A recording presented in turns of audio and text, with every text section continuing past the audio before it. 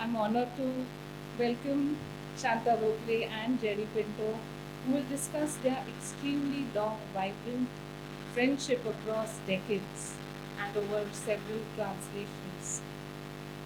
Shanta ma'am is an Indian writer, translator, journalist, theatre critic. I mean, why am I saying Indian? She is best known for her works Rita Velinkar and Tyavarshi. She won the richly deserved Sahitya Academy Award for her translation Lakshmi Bai Tilak, sorry, Spirit of Lakshmi Bai Tilak's autobiography. And Jerry was awarded the Sahitya Academy Award for his novel M and the Big Hole. Incidentally, a lot of people call me M. I don't know. So let's give it over to them and let's listen to what they share today. Thank you. Hi. Thank you all for coming out. This is actually it is very tiresome actually to talk about decades in a friendship. It ages everyone immediately. Like decades, you feel like saying tens of years, but it has been decades, very rewarding decades, very rich and intense associations that I think I have been warmed by and nurtured by. So happy to be here, happy to be talking about this, but especially in context of the three books that we worked on together. So the first one started with the essential Shanta book. It's called The Engaged Observer. I think everybody of you should buy a copy of it. If you don't, it can only be because you are Daya Gujra. You are beyond the pale then. Like, I mean, why would you come to a literary festival unless you are interested in books? If you are interested in books, why would you not buy this book, you stupid people? That's my kind of logic. So please do. I don't think the bookshop outside has The Engaged Observer, but it is a wonderful collection of essays and short stories edited by a wonderful person, namely me. Okay, so you have two wonders collected there. That book started actually when I had finished the an edition of Adil Jassawala's writing. It was called Maps for a Mortal Moon, and that was one of those nightmare things. Andrea, my sister, who's present here, will vouch for the fact that we swam in a sea of Jassawalian paper. There was Jassawala coming out of every single nook and cranny. And the origin of the book was, he said, you know, I've been thinking about a collection of my writing, and says, what a lovely idea. So he reached down and he picked out a raft. It was a raft of paper about this. Like, I mean, if Robinson Crusoe was sailing to the shores, he could have sat on that raft easily and bumped around to safety. So I carried the raft home and I called Ravi, my long-suffering editor, and I said, you know, new project working on Adil Jassawala's collected prose. He said, I think I have one big... I said, raft? He said, yeah, it is a raft. It's somewhere here. And what Adil had done was he called someone in Penguin and said, you know, I'd like to do my collected prose. And they said, oh, wonderful, please send it, because he's a fine writer. But Adil was at that time not net savvy. So he had only Xeroxed things. So he made up a nice raft and he posted it. Now, when a modern editor gets this raft, they look at it and think, oh my God, what happened to a nice Word file which is attached on an email and plops into your inbox, and which then you have to do little twinky twanks to edit this, comma there, full stop there, and you're done and dusted and send it off. So everyone wanted to do that raft, but no one dared get on the raft. So the rafts came. Again and again he sent them out and they just foundered. But I was not to be stopped. I ripped open the raft and there emerged like these dozens of great, lovely writing. great interviews with Angus Wilson, with the Dalai Lama, you name it, lots of lovely writing. And then we started settle down, and the first file, the first word file, was 300,000 words. We typed it all out. Okay. Andrea, I, and my assistant Santosh, all beavering away, typing, looking at Adil's work and typing it in. 300,000 words. I told Adil that, and he gave a quiet smile of delight. It's going to be a very fat book, he said. I said, I think we're going to edit it a bit at podcast. So we edited it down. We got it down to a good 80,000 words, and it was sent off. And then, I was thinking, it was a lovely experience, horrible experience. I never want to do this shit again. How dare, what nonsense. And suddenly occurred to me, Shanta's writing. We need to do Shanta's writing. So I arrived at Shanta's house and I said, I want to do the collected, edited work. Shanta said, yes, sure. So I said, where's the stuff?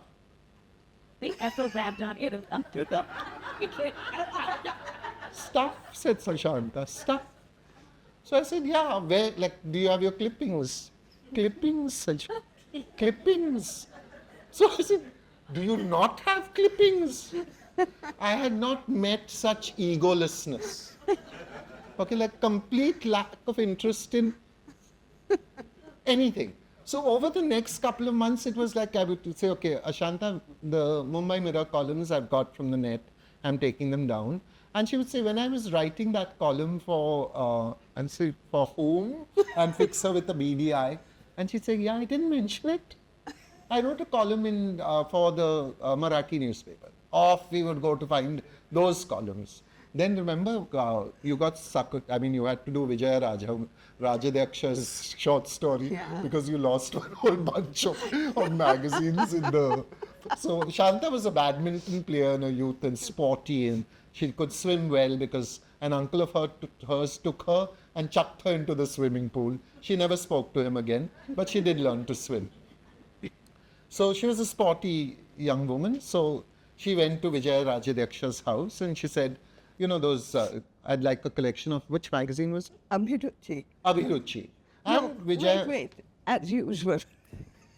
Correction. Take it away, ma'am! No, just a small correction.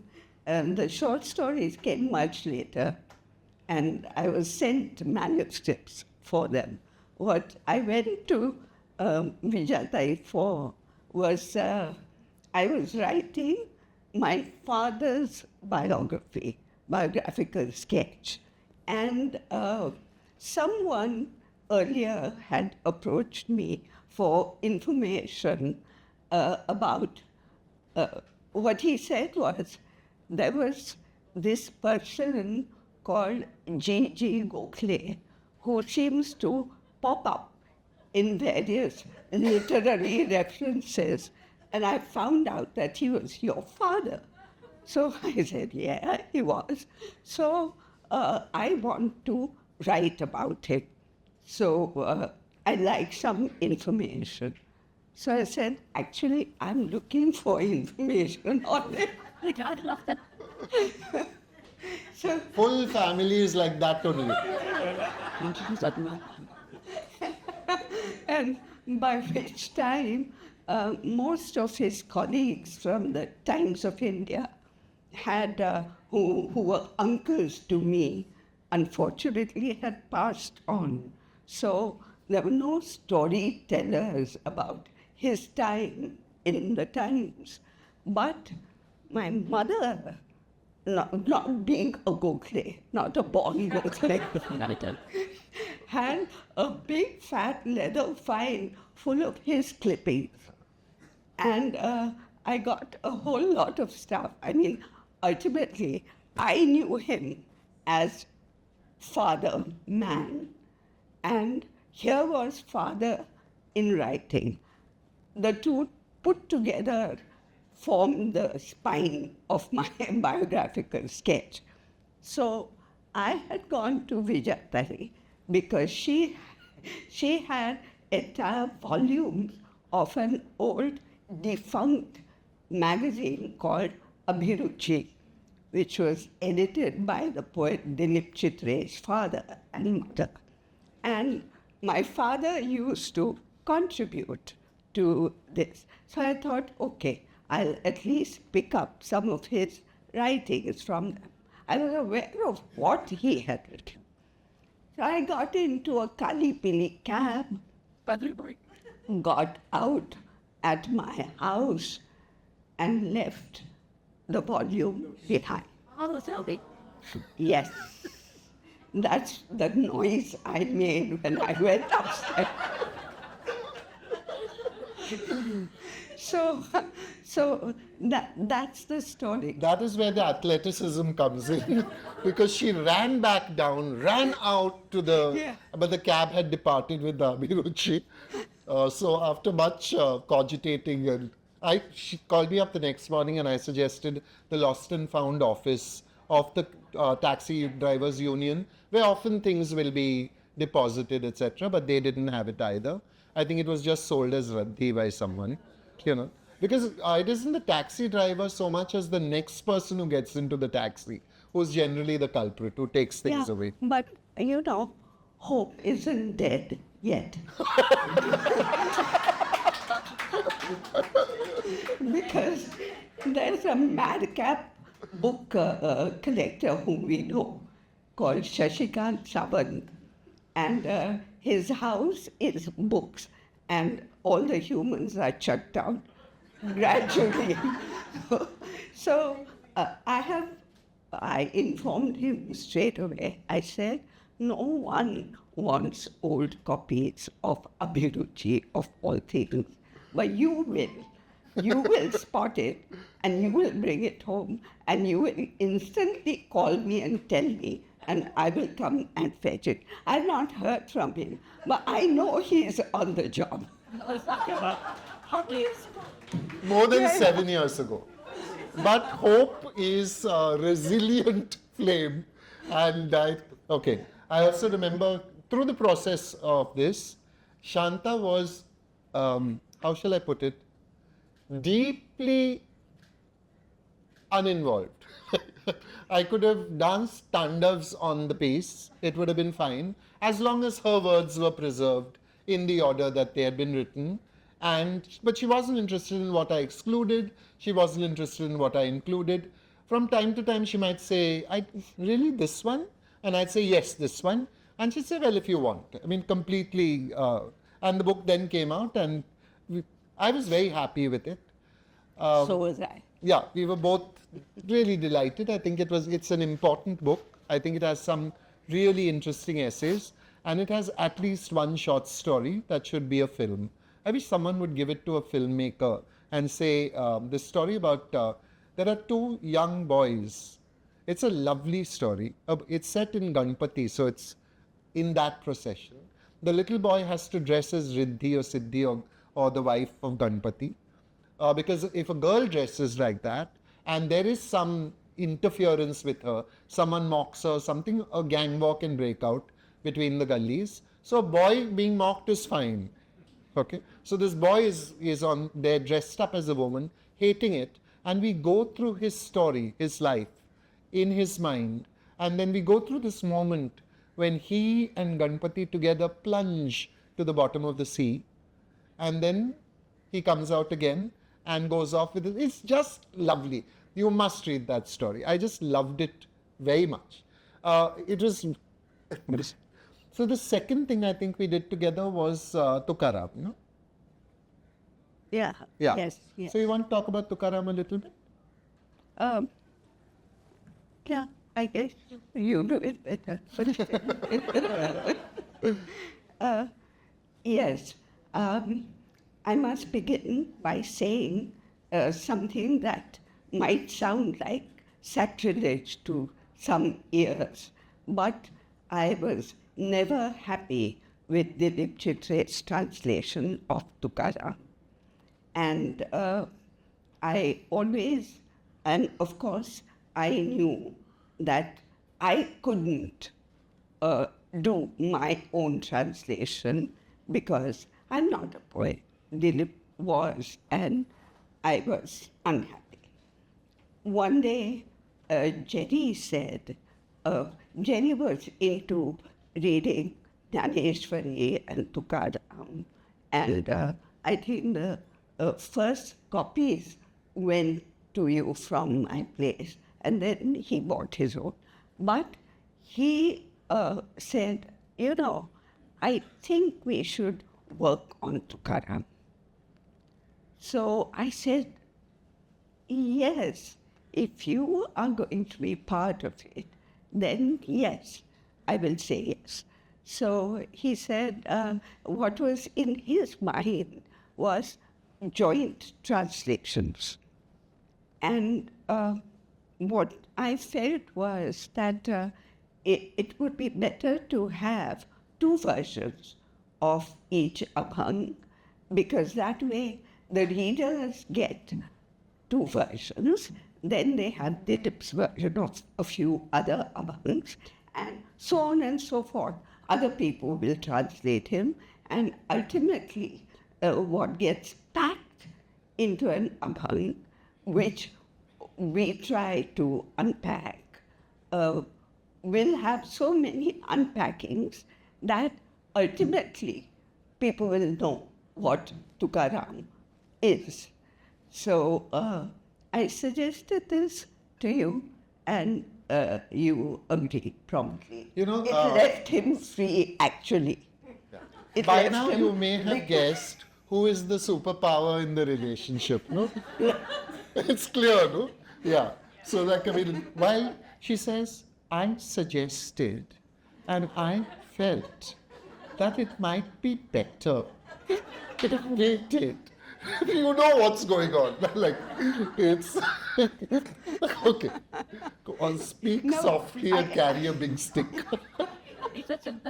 No, I really felt it was good for him.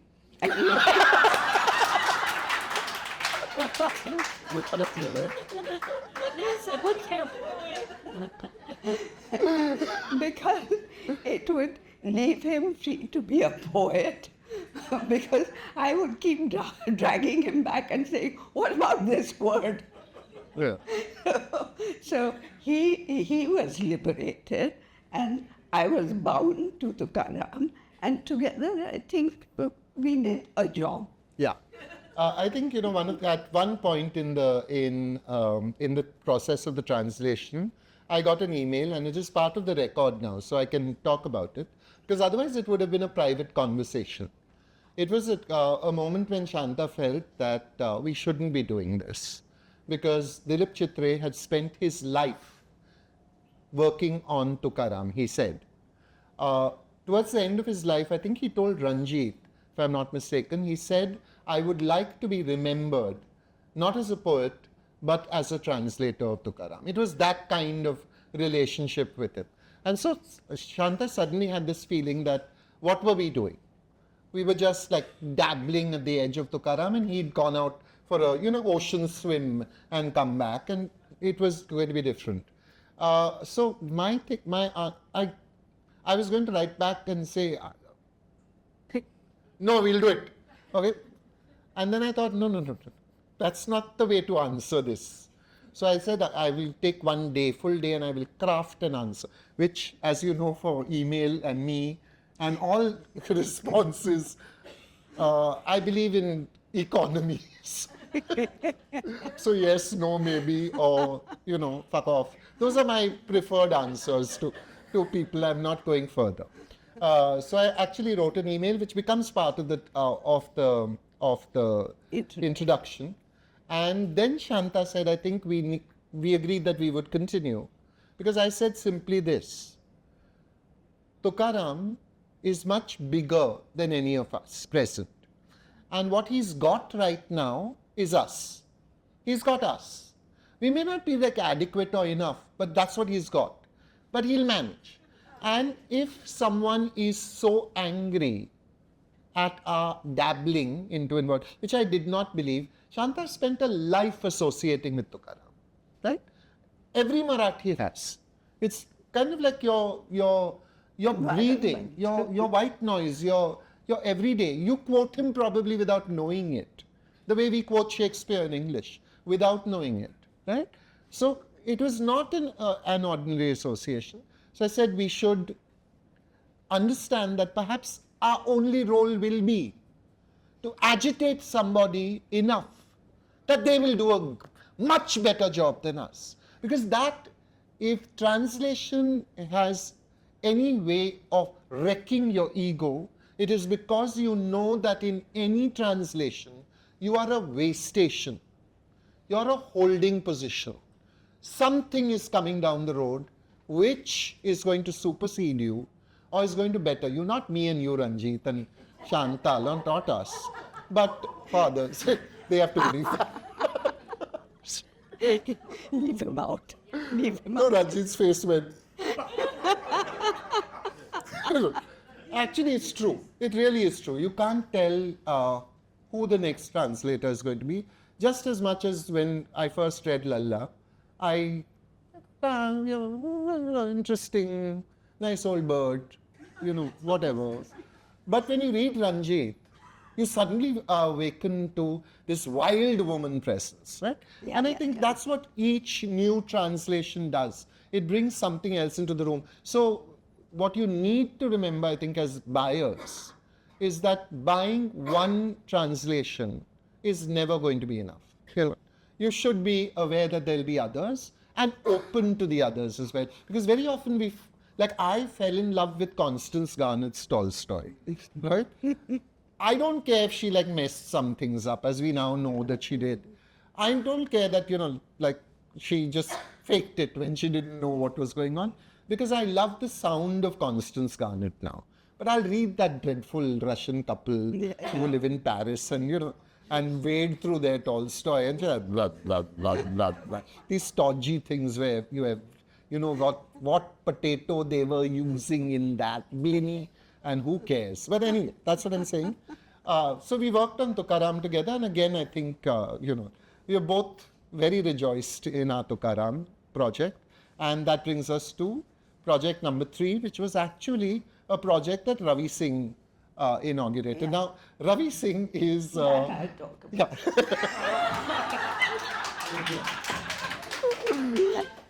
No, because he came to me with it. Totally, yeah. Okay. Absolutely, yeah. No, what he was looking for was a kind of compendium of writings from Marathi, which would include essays, commentary, poetry, short stories, excerpts from novels, an entire literary profile of Marathi literature. And of course, if you're discussing across tea and sabudana sevade, then everything sounds fine and even doable. But after Ravi left and I began thinking, and I thought, okay, we start with, then there's before that. Even before Nani. Yeah, but before. The Bakharism. Bakhars are part of it. The Saptashati, then going on to Nareshwari, the saints, Tukaram, Mahanubhav. then coming Mahanubhav, then coming up to some kind of modern awful work that they did during that time. Yeah. So maybe drop them and leap over them to something else, and so on. In fact, I sat down and listed all the things that would go in. Now you have to do this, huh? No. And I looked at it and said, no way. I have either time or energy. This should be done. It's a terrific project, but not me. So when I was discussing this with Jerry, finally, now you take over. I have no idea, whenever you say anything directed at me, they laugh. When I say something, they laugh. Anyway. Wait, why? I'll tell you. Pula Deshpande, the humorist Maharashtrian, was always called Marathi's pet personality. He once said what you said. I haven't even said anything. Why are you laughing? Okay. So, Ravi, I think we discussed it. And somewhere along the way, it became, okay, we'll do fiction and non-fiction in Marathi, about Bombay. And then it became, we'll do fiction from Bombay. And this is really how projects actually kind of take shape and form. And it's a bit of a manthan, a churning. And in that churning, the centrifugal force tosses things out, the centripetal force draws things in, and finally the churning comes to a little patch of butter. And that patch of butter was actually, no, let's do the short stories. Let's do the stories. And because there's such a delicious, delightful array of them in Marathi, so many good writers who have done it, and they all had the space to do it because they had the Marathi magazines and the Diwali Anks and the special Vishesh Anks, etc., which had a demand, which actually would perhaps call up the author and say, do you have a story for us this time? They do. So, I mean, can you imagine English writers, anybody calling us up and saying, do you have a story for us? Nah, not happening. Anyway, so all these stories were out there. Many of them were by writers who nobody in the English world was familiar with. 1 minute. Sure. 1 minute. Yeah. No. Then we expanded. Go ahead. Take it away. The very first idea actually was, if we're talking about Bombay stories, they have to be in the Bombay languages, not just Marathi. So we have to include Gujarati, Hindi, Kannada, Tamil, all the languages. Malayalam.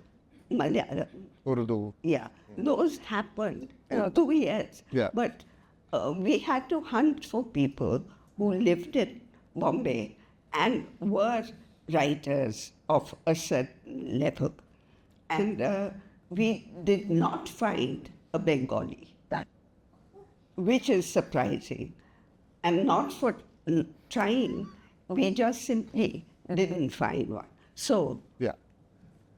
Which was when Maya Nagari began to take shape. I think another of the important things, I think, was the understanding that the city was not to be seen through the standard middle and upper class lens that everybody deploys in English writing, at least for the simple reason that, most Indian English writers tend to be middle class people and will write about the milieu that they are familiar with.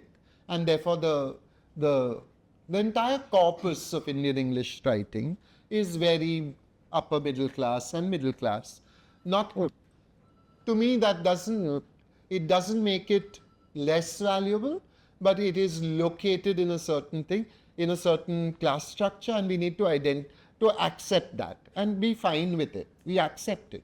But in this anthology, we wanted to draw the margins in. We wanted to talk about a city that had been a productive economy. The mill lands were important to us. The union workers were important to us. The strikes were important to us. All these were aspects, I think, that, but equally, I think, one of the earliest shoe-in candidates for both of us was Percy by Cyrus Smith. Yeah.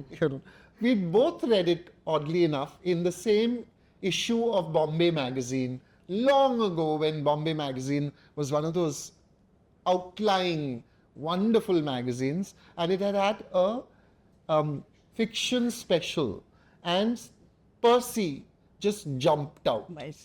By Cyrus Smith, just jumped out at both of us. I mean, me reading it in my time, Shanta reading it in her space and time. I think I bought a second-hand copy of it. I can't remember a new copy because mine was kind of, where the staples are that Yeah.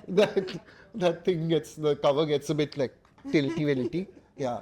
And so we wrote to him, and very graciously he agreed to let us use it. The other thing was, the other big question was, do we do the big boys, right? Salman and Rohinton and all the rest of them.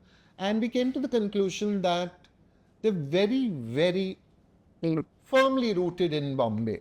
No one, Tales of Pirojsha Bagh, if you have read once, you will not have forgot.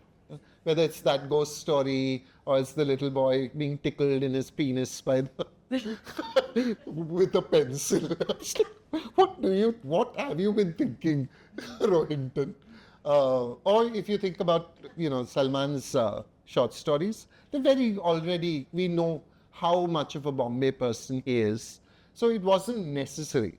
One of the ideas of Maya Nagari was, despite the fact that it is the city of illusion, the city of fever dreaming, okay, it is also the city of nightmare. It is also the city where that illusion is not seductive. That illusion is terrifying in certain ways. And we wanted that to be out there as well. And so Maya Nagari became like the third stop. I want to say that actually this one is also part of the the Pinto Gokhale combined. So one of my things is everywhere I would meet people who had in some ways a debt to Shanta. So Ranjit would clearly admit, for instance, that he started off 17, no, you were 19 when he became art critic of the Times of India. Yeah. Like that. He's stand up, Ranjit, let them see. Prodigy and genius. Okay. So, but who would let a 19-year-old write? Someone who looks at the piece that he's written and says, this we will use. I don't care if he's 19 years old. He has written art criticism that is worthy of the Times of India, and let him in. Right? Arundhati Subramaniam, another of Shanta's proteges, but in her role in the NCPA, in her role in theatre, in her work with, who's that one, Arundhati, the other one in Chennai. No, sorry, Nag, Bangalore. In Bangalore. Like, in various ways, she has inflected the cultural life of the country. So I wanted her very much to write her memoir, because I wanted it to be about the cultural history of India, which was part of her doing, her creation. So what is she going to do? Yeah, it was. Mine is better. It was for 2 years, this man oppressed me. I was always otherwise delighted to see him, because such a fantastic storyteller. So he would be telling stories and I would be listening. That was perfect for me. And then he said, you write. I said, what? Your memoir. I mean, you have to do it. I said, come on, why? I mean, what's the compulsion? I'm not going to. But he doesn't give up. He simply doesn't give up. So he seemed to withdraw and then came at you again. Seemed to withdraw, came at you again, till it sort of got into there like a buzzing bee, And the buzzing bee kept saying, Jerry says right, Jenny says right. And I have never written because someone else said right. I have always written because I said right.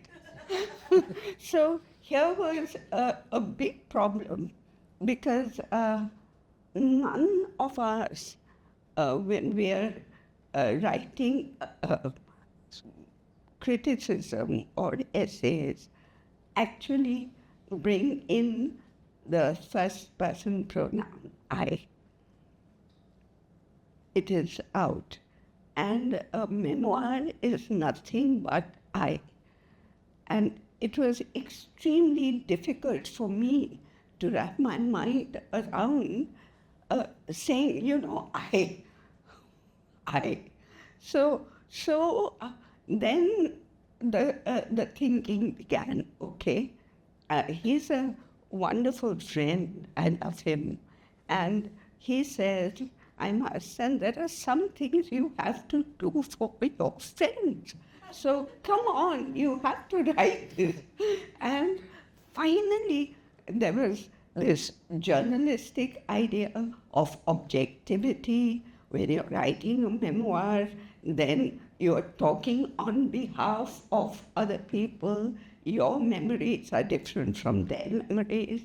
You are likely to tread on toes, hurt people. None of these things I wanted to do. So then one morning, I got up, and I'll never forget that moment because it just revealed the whole idea of this book to me. I got up with a strange feeling in my throat, and it was the feeling and the smell of blood. And I thought, where is this coming from? And it came from a physical memory of having my tonsils extracted. It was done under chloroform when I was about 6 or 7, and I had all those years carried that physical memory of how it felt when I came to, and the tonsils were gone. And my journalist father was keen on seeing them. Seeing is believing, I thought. So the 2 blobs of flesh were brought out in a kidney tray. And all I was concerned about was the ice cream that I had been promised. So all these memories came back. And I thought, come on then, your physical memories are clear, vivid, and they have to do only with you. Nobody can challenge what you will say. You have medical reports, you have x-rays, you have everything to prove what you are saying. And that's how I decided to write what we call the body memoir, which is what. And it was a wonderful device also for me, because in a 75-year-old life, what do you select and what do you leave out? So this was a kind of spine around which I could weave the events that connected with it. So that's, and of course, Jerry had a completely different idea in his mind. So you were in America, weren't you, at the time? Somewhere. I just thought, such an annoying person. Because then I thought about it for a moment, and I thought the kind of autobiography I wanted her to write would have been a self-important person's autobiography. Because I think when you deploy the I, you forget that there's a we. And the we often does as much work as the I. And for me, looking at Shanta's, I would see her getting into a taxi. She'd be going to the NCPA, sitting with Geev Patel and Vijaya Mehta, and, determining the shape of the NCPA as it would be in the next 2 or 3 years. To me, this is a way in which you're actually inflecting the cultural life and changing things. But also, Shanta is blessed with a highly selective memory. It makes her a very good listener, because you can tell her the same story again and she will laugh again. Okay. But on the other hand, she does not probably remember any of those things. I remember each time I would talk to Sachin Kundalkar just before he finished his second novel. He said, I went and read it to Shanta, and she told me some very interesting and important things. I remember coming in when there would be young people sitting around and saying, you know, we have this project and we have this idea to do this and that and the other and the other. And Shanta slowly shaping it, delicately, gently guiding them towards a more doable project, but with the same purpose, the same integrity, the same doability also. So that's what I wanted, but I think, I'm probably going to have to write the biography at some point. But yeah. Huh? No, well, the funny thing is, having completed this book, I didn't send it to him. No, right? I sent it to Ravi Singh, and he was okay with it. And Jenny heard that I had sent it to him, and he was a little annoyed. Oh, what about me? I told you. Little?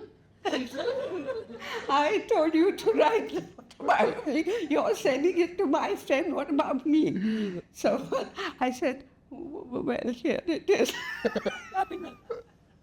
And of course, he tried to cover up his disappointment. He did a gallant job of it.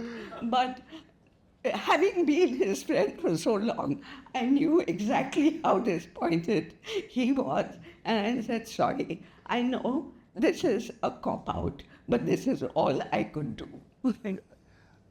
I think, many young women have come up to me and talked about how important this book has been to them because of the absent body or the body not recognized or identified, menstruation being a taboo, and there is a calm, easy way that you talk about menstruation and other, sort of associated subjects. I just wanted to also point out that my translation journey began in Five Ladit Estate with Shanta. I think she had been asked to list a series of books that the Indian Express had that column, right, where they asked people, what have you been reading in your language? And you mentioned Cobalt Blue. You want to tell that story? Then I'll tell my version. Yeah, okay. No, it's, I don't remember about Indian Express, etc. Possibly they did, but where it started was because You can bet she does not have a clipping of that. No, of course I don't. It's a thing like that. Anyway, Jerry came to me, and it was at a time when there were at least 10 books in my head, Marathi books, which required translating urgently. And I was just one of me. So, and literally, there are no Marathi translators that you can call upon and say, okay, here's a work you are able to. There aren't. So, and then this wonderful Jerry Pinto steps in and says, I want to translate from Marathi. I said, cheers, yeah. you have to. So he said, yes, but you have to recommend a book. I said, it's here. It's modern, it's urban. You will have no problems at all with cultural references. Here it is, go ahead. That's how it happened. Absolutely. Okay. We will accept that that is how it happened, but I have told my story, and it is, like Shanta tells her story, it goes into the air, and she's happy that like 100 of you have heard it and recorded it as a story. I wrote it. I wrote my version of it, so it's just going to multiply. My version will overcome yours. Stupid I sound, but fundamentally it's this. I think in every relationship that one has, there are times when one is not only friend. One often is sometimes friend plus student, friend plus disciple, friend plus questioner, friend plus critic. Lots of things, lots of ways in which we become friends and then take on another role. At that point when I said I want to translate from Marathi, Shanta could have said you with a question mark. She said you with an exclamation mark. And that was an act of faith on her part, that she felt I could do this. And for me as a teacher, I wondered how many times I had said you with a question mark rather than you with an exclamation mark. And I felt really bad that I probably was more often the question mark teacher than the exclamation mark. Because I think, the other thing that I said to her was that when I'm done, I must come and you'll have to check. You'll have to, I'll read the whole thing to you and you have to tell me whether I've done a good job or not. Okay. And she said, okay. In fact, I said, I want you to read it. She said, no, you'll read it to me.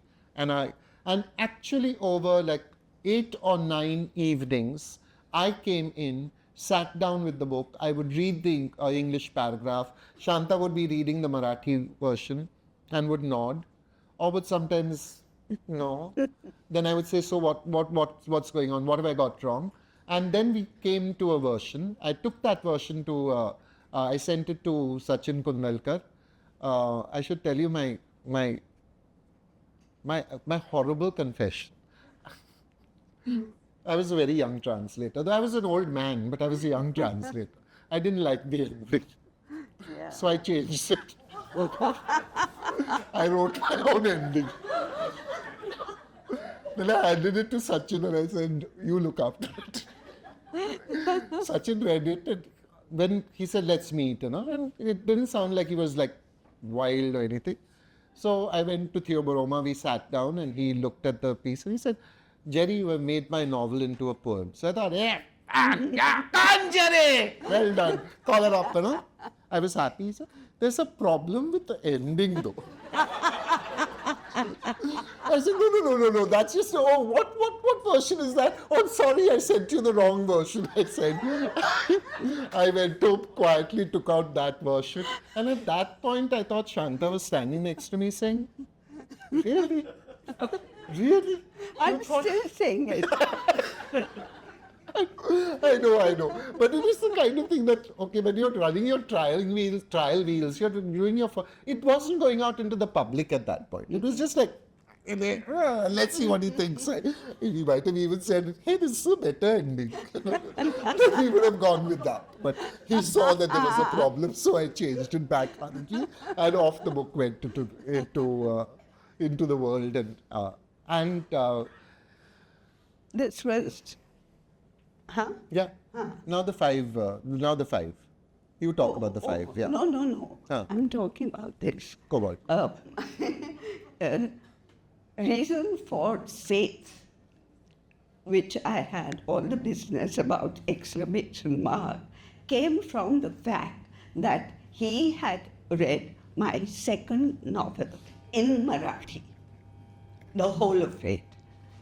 And when I was asked, because they wanted to have an evening of, talking about my book, and they said, who would you like to talk to you about it? I said, Jerry, because the book is about art. He was there. He is a writer, so he would understand it as a novel. And plus, he reads Marathi. And fourthly, he's a friend. So that's how I knew that he knew Marathi well enough to have read that entire book. So that gave me the faith when you came with your proposal. Shanta is above all rational, okay? Yeah, but she is surrounded by a whole bunch of us who are kind of not quite as rational.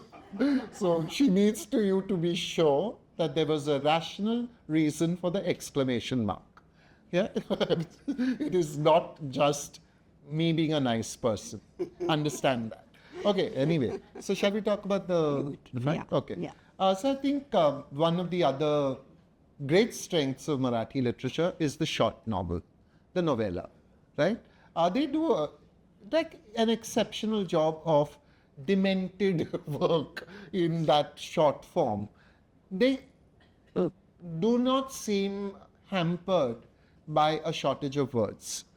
Whole universes can be conjured up in those novellas, and very few of them have been translated. So we decided at one point that we should, both of us, I think.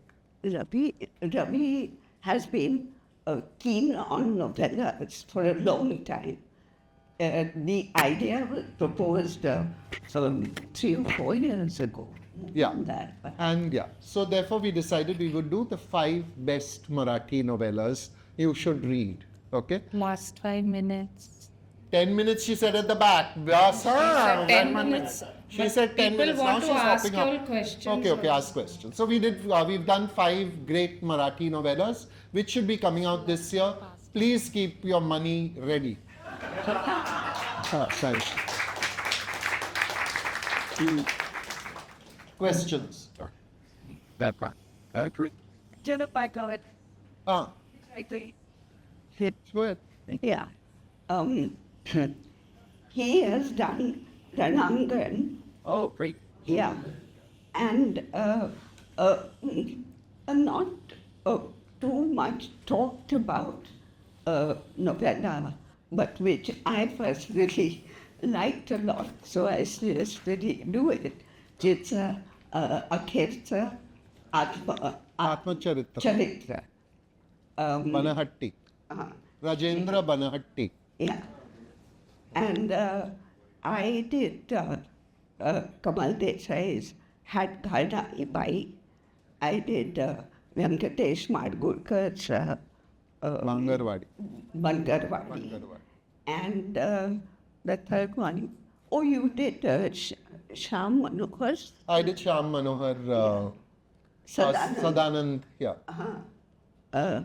Shita Yuddha. Shita Yuddha Sadanand, which is a humorous account of the funeral procession of a dead baby.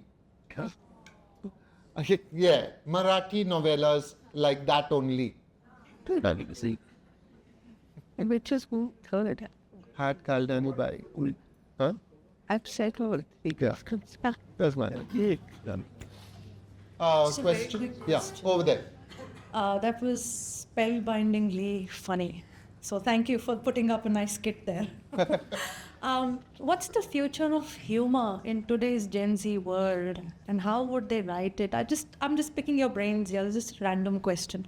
Will they be able to replicate a chemistry like this in the future? As a part of me worries me that this is a lovely friendship that's just, I think everyone would agree with me. There's a lovely friendship that's just played itself out. I just wonder, do you guys work with Gen Zs? Do you take on Gen Zs to train them in translation? Big question. Whatever you can touch on would be great. So I've always wanted to be a Shanta Gokhale myself. No, seriously, who wouldn't want to be? I'd get to wear those saris. But no, it's really lovely when you inspire someone to do the work. I'm not very inspirational, I think. No. That's your Okay, no. answer. Okay, there's inspirational as in I would like to go away and be like Jerry and sit on stages and wear Wendell kurtas and whatnot. I would like to do the work Jerry does. Is a different ballgame altogether. So right now I have 2 students out of 35 years of teaching who are both translating right now. Okay? I'm very proud and pleased that they are translated. Because, consider it, yeah, you all have a mother tongue. You all have English. Why aren't you translating? You bother about Gen Z. Gen Z will bother about itself. They don't want you interfering. They want to carve out their own world. Fuck them. Let them do it on their own terms. I'm not interested. When they come up to you and they are naked, not naked physically, but when they come up to you without the masks, you can work with them. Because you can work with all human beings. But there's so many masks. I can't deal with masks. I don't want your masks. I've not got a mask on. I tried very hard to drop the masks. So will you also? Then we can work together. But if you're going to come at me with what they call attitude, dude, then please kindly excuse. You're over Yeah. I've taught 35 years. Yes. 35 years I have dealt with these monsters. Happy for that. I would have taught your generation when you were a monster. Yeah. Huh. Yeah, over there. We have worked together a long time over many books, and I'm sure there were disagreements between you all. How did you all handle that? I roll over and show my belly. Simple. Okay, fundamentally, what are the disagreements possible, right? The disagreements are possible over what you want to do.